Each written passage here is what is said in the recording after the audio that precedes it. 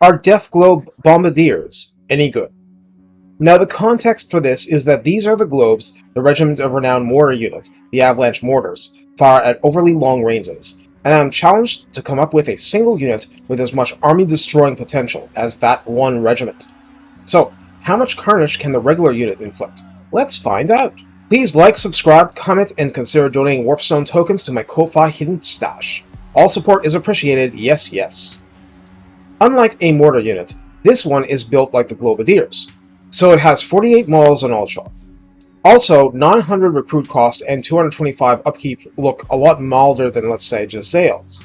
You'll see why. Health is 3648 on the lore and for our weapons team, and armor is 100 per model, with leadership 56, speed 38, and melee stats basically identical to the Globadiers, so no point dwelling. Ammunition is 18 volleys with a range of 85, identical to the Globadiers. Missile damage is officially listed as 64 with magical attack. Base damage from a direct strike is 6, and armor piercing is 16, with explosion base damage of 9 and explosion AP of 33. Detonation radius is 4. There's one quote-unquote shot per volley with reload time of 10. Total accuracy, the standard 20 to start with. Calibration distance of 60, and calibration area of 8. Let's bring up the Globadiers data to show the differences. The Death Globes fire slightly faster, do more damage on impact, much more damage in an area except for base damage, but who cares, and detonation radius is doubled. Also, keep in mind, you're still firing with 48 models. The original version has no bonus versus large, at least not anymore, but does have the damage over time effect. The Death Globes just burn through physical resistance and do much more raw damage. Raw damage rocks. Raw damage in a large radius rocks. The Outriders with grenade launchers had detonation radius of 3. These have 4, and instead of being tilted toward base damage, they're armor piercing. They ignore shields. This unit obliterates elite infantry. Now, I'm not saying they aren't super useful against other stuff too, it just bears repeating. This unit obliterates elite infantry.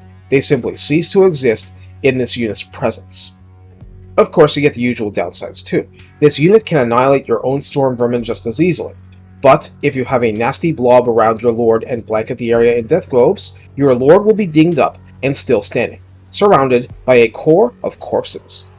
The other downside, quite obviously, is that the range is short.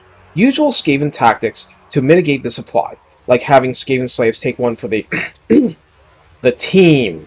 So in the Lord Redline skills, Blastmaster is what we want, giving you a maximum of plus 20% ammunition and 8% reload time reduction for Death Globe Bombadiers.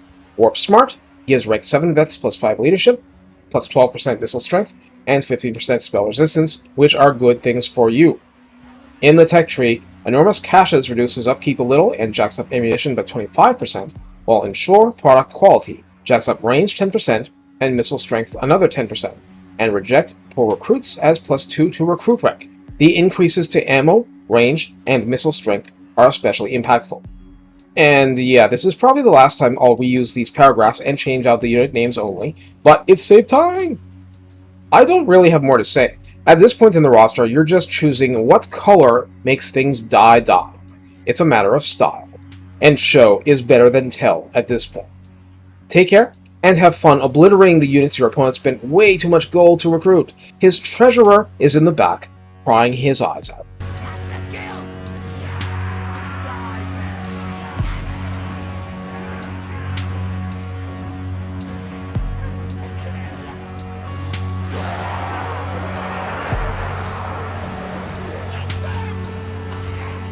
Ready for the battle!